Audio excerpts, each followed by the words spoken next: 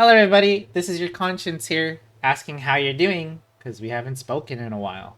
Are you doing okay? Anywho, this is also Calamity here, and today's video is going to be all about telling new players what to expect when they download Genshin for the first time. We have the brand new 5.0 Natlan expansion coming out next Tuesday at the time of recording, so I thought I'd make a video helping out new players or those that are interested in trying out this game what they can expect. That's a lot to go over, so let's get started. The first thing you should know about Genshin before you even start playing is this is a heavily story-focused game, which means yes, there's going to be a lot of yapping regardless of what you do, because there's main story quests, there's character hangouts, there's character quests. Those are two different things, and there's side quests, and a lot of them have a lot of dialogue. I'm sure a lot of the older veteran players know that just about every quest is a lot of full-on yapping. Most of it is voice acted, but side quests are not. So just keep that in mind. If listening to dialogue for hours on end is not something you want to do, this might not be the game for you, but also keep in mind that you can kind of do the story at your own pace. What I like to do is, maybe do a chunk of the story, stop and do some exploration, maybe some combat, farm some stuff for a while, and then come back and continue it later on. The game itself is also going to now let you know in the new 5.0 update, like, hey, you're about to do a quest that has a lot of yapping. Do you have enough time to sit through it? You're actually going to get a warning popping up now. So, I mean, I guess that's also nice. And it'll also warn you if you need a specific team or if there's like a hard fight coming up in the story and stuff like that. So, regardless, a lot of dialogue. It cannot be skipped. So if you're used to other, gacha games that have a fast forward button, a skip button during the dialogue, unfortunately, Genshin does not have that. You can only skip cutscenes when you're doing the weekly boss fights, but when you're just doing the story, it's not a thing. You have to. You can mash through the text, and it kind of skips over it a little bit, but there's still a lot. There's still a lot of talking. Clicking through it will save you some time, but there's just so much. If stories aren't your thing, next up, let's talk about exploration. Other than the story focus, this is also an exploration heavy game, and I'm just here to tell you that it's actually not that difficult. It might seem like it at first because when you're starting out, you're still learning the mechanics and the enemies and how to actually use your character's kits effectively and stuff like that. But once you get the hang of the game is, I would say, pretty easy. Not to mention, you're also going to be pulling for characters, and there's a lot of strong characters out these days that make the game basically a walk in the park. So exploration is not hard, and this game in general is not that hard. There are a couple boss fights, I will say, that can be challenging, for sure, but just like anything, you learn the fight, you get through it, it's not too bad. The other thing that's also worth noting is that you actually get to control how hard the game is. There's something called a world level, which you will unlock more levels of, and the higher your world level is, that's how much stronger the enemies become, but you can control the world level. So if it starts getting a little too hard, no shame in putting that world level down a couple of levels until your characters get a bit stronger. Either, you level them up more, you level up their weapons more, better gear, etc., etc. And you might be wondering, well, why would I want to make it hard at all? Why not just leave it easy and just have a nice time? Well, when you build characters, you need materials that are dropped from various enemies in the game, right? So harder difficulty worlds give you more materials, basically. So more rewards, the higher your world level is. So might be worth doing for some players, might not be, depending on if you can handle the difficulty or not. And again, as you pull for characters, as you build more characters, and you start to learn how to optimally build characters and use them and play them and what teams to put them on, the game becomes, again, a lot easier. Moving on to number 3. Don't underestimate 4-star characters and weapons. If you've never played a gacha before, this is probably not new to a lot of the gacha veterans, but you might look at this game and think, oh, I'm only gonna use 5-star characters and use 5-star weapons and put them all together and make the best teams. While 5-star characters are obviously some of the strongest ones in the game, no doubt, that does not mean 4-star characters are worthless or no point into building them at all. In fact, there are still 4-star characters in this very game that have been available since the launch of this game back in 2020 that are still considered pretty top tier and pretty strong, even by today's standards. So don't neglect 4 stars. I'll have another video talking about which characters I would build if I were to start a brand new account. That should be on my channel in a few days, but yeah, don't neglect them. Also, don't think that 5-star weapons are all that as well. Like, there are plenty of 4-star weapons that I'm sure a lot of veteran players would consider to be even best in slot for several characters.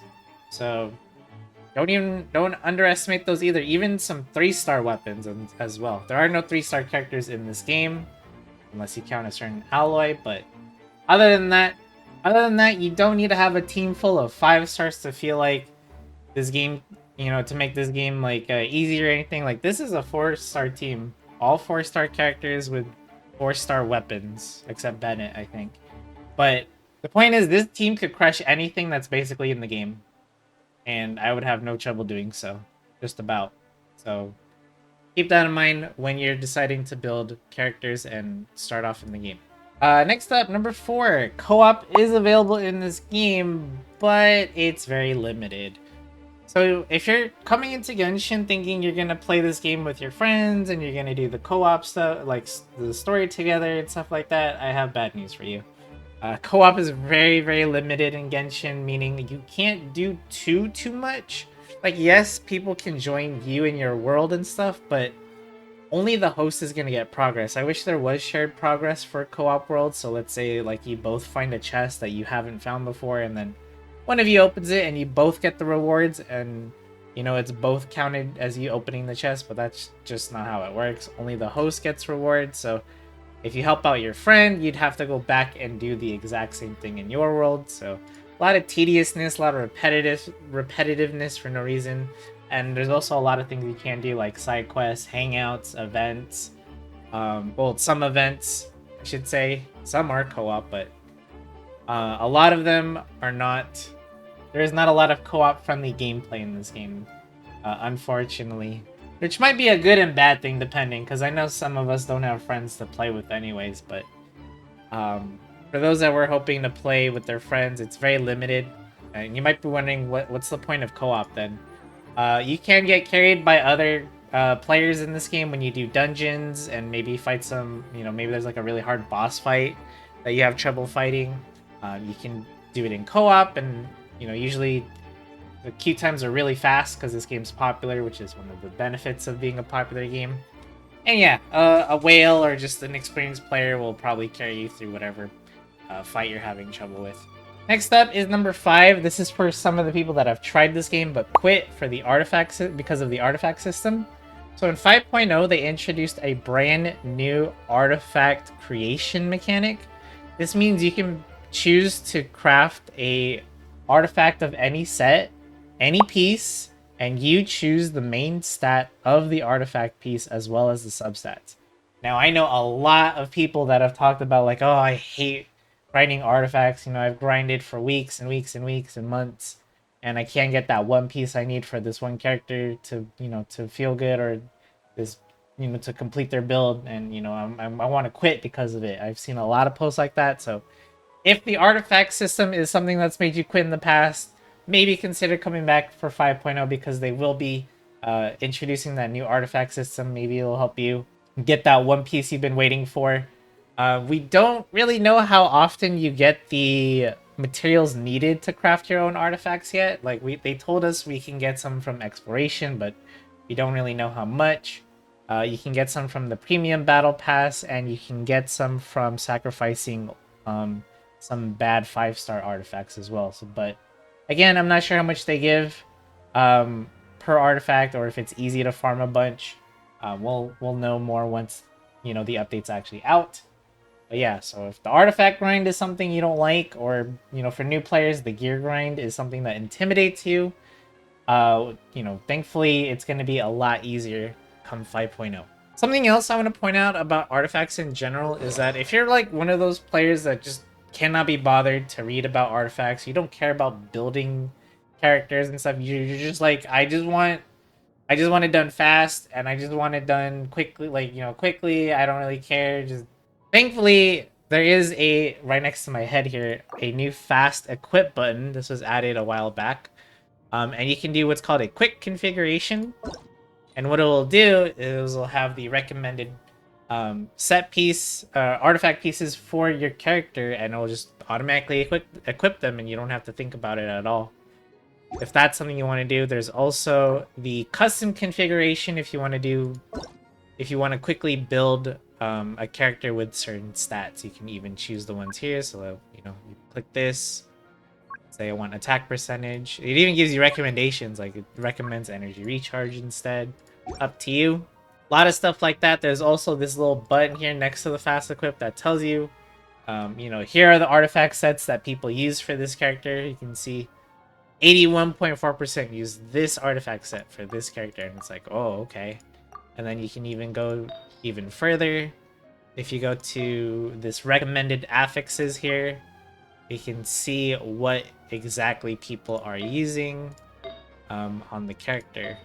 You can see, so it makes it a lot easier to build characters if you don't like thinking about it too much. Or you could also just use my guides that are on this channel. I have a bunch for several characters in this game already. They go more in-depth as well. Up to you if you want to look up a guide or just use the handy-dandy tools inside the game already. Next up, I want to talk about number 6, which is Genshin's endgame is quite lacking. Unfortunately, if you're looking for an endgame raid, boss, PvP, stuff like that, Genshin doesn't have a lot to offer you when it comes to the endgame.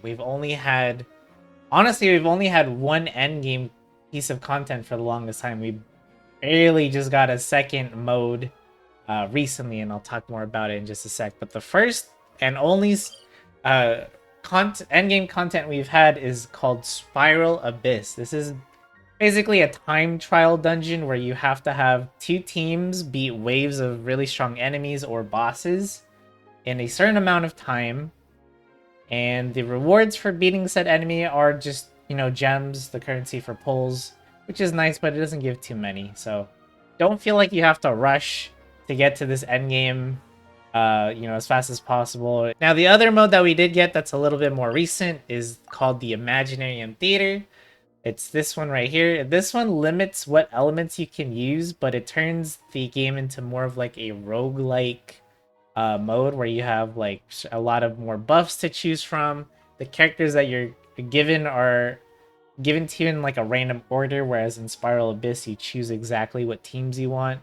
Here you have to create a cast of several characters from a specific amount of elements, and then you're given them randomly as you progress through your Imaginarium Theater run.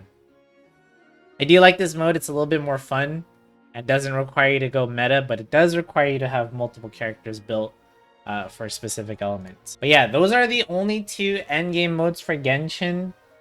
Again, it's not a lot, and it's something I've always wanted in the game ever since I started playing, was more endgame content, but that's all we got. So if challenging combat is something you're looking for, you might be a little bit disappointed, but I still find the Imaginarium Theater and Spiral Abyss, to a lesser extent, somewhat to be fun to play through. And last but not least, I do have some bonus stuff, things I wanted to mention before we end this video. And that is, if you're wondering, how generous is this game? How free-to-play friendly is it? It's free-to-play friendly in a sense that you can go ahead and explore this entire world with just the free characters they give you, and honestly, you'll do fine. You're given a lot of free characters, and even the ones you do pull, with the free wishes you get just from experiencing the story and exploration and stuff, you'll be able to pull a lot of characters and stuff like that and do fine. It's not that big of a deal. However, if you're like one of those players that's like, I want to pull every single banner and get every 5-star and get every 5-star weapon as well, then I have a bit of bad news for you. You're going to have a bit of a bad time. Saving is something that is absolutely necessary in this game. And it's something, honestly, as a low spender slash free-to-play player myself, I will definitely go like weeks or even months without doing a single 10 pull just to save for a specific upcoming character or a rerun or a weapon, things like that, just to ensure that I actually get it. So yeah, it's not a generous in the sense that it's raining primo gems left and right, because once you do get past that honeymoon period or phase, you know, it is gonna feel like the rewards are definitely not as much. It's gonna feel like a lot to you as a new player because you're gonna get showered in rewards. Not to mention when you have the brand new Natlan area to explore, and that also has its own rewards. And then there's also going to be the anniversary event, which gives even more rewards. But again, once all that passes and we're back to just regular old Genshin again, it's gonna feel like, man, where are those primo gems? I got so many at first, and now there's just like none left. What happened? Or I'm not getting as much. Yeah, and it's definitely gonna feel like that. Now the good news is that power creeping is not something that happens often in Genshin at all. Like, yeah, every now and then we'll get a busted DPS that like obliterates everything in the screen in like 2 seconds, sure. However, don't feel like you have to pull every single character or feel like you get left behind like certain other gacha games where there's just constant power creep, and if you're not keeping up with the pulls, then you're falling behind in content and stuff like that. Like, again, the four-star team I showed you earlier consists of characters that were available since launch, and again, they are still some of the strongest ones in the game. Some of them at least. Very, very strong, very versatile, and again, that team is just something that can completely dominate everything in this game. So yes, they have gone power creep. There are stronger versions of that team that consists of 5-star characters, or there's just better 5-star DPS characters overall. But again, it's not like, oh, there's a new DPS on the block, this team sucks now. It's nothing like that at all. The only time deep power creep matters is, again, for endgame content like Spiral Abyss or the Imaginarium Theater. However, you might get a little jealous that they'll be able to clear bosses a lot faster than maybe some of your, you know, free-to-play friendlier teams. So just keeping that in mind. And last but not least, you might be wondering, hey, you're actually an honest content creator. You know, it sounded like you listed a bunch of negative things about Genshin instead of positive. What makes you want to keep playing this game? The honest answer I can give you is money. No, I'm just kidding. I don't get paid. My honest answer to you is that I honestly like playing this game because I like the exploration. It's very fun. It's very chill. It's not, you know, too hard. I might have to look a guide up every now and then for a certain thing, but you know, it's not so bad. And I love the music, as I've said before, very, very relaxing and just a calming, chill gameplay experience. I also really like the combat system. The fact that you can mix elements and do these reactions to either amplify your damage or to create some interesting effect on your enemies makes it a lot of fun. And I also just find a lot of joy in just building characters. I like farming the artifacts, leveling them up, leveling their talents, stuff like that. Just seeing my arsenal of characters continue to grow every day. Just I have more and more, you know, 4 and 5-star characters to choose from. Makes it a lot of fun. That's why I keep playing this game, to be honest. And it does get constant updates all the time, just like other gacha games where, you know, they're not always adding new areas to explore every update. So that's why the big Natlan update is going to be huge, because we're going to be getting a lot of new areas for the next few updates. But, you know, usually if there's not anything new to explore, then there's some new event, there's some new character, new story bits here and there and stuff like that. So there's always something to do. And with that being said, that's kind of most of the stuff I can think of to tell new players before they hop onto Genshin. And again, I didn't make this video to try to sway you into installing the game or to dissuade you from playing the game. But I just made this video just to be honest. Like, hey, this is the game. This is how it is. If you like it, great. Install it and you can play. If you don't like it, that's also okay. There's definitely other gacha games out there that might suit your taste better, and that's alright. With that being said, thank you so much for watching. I will see you all in the next video. Don't forget to leave a like and subscribe if this video was helpful to you. See you in the next one.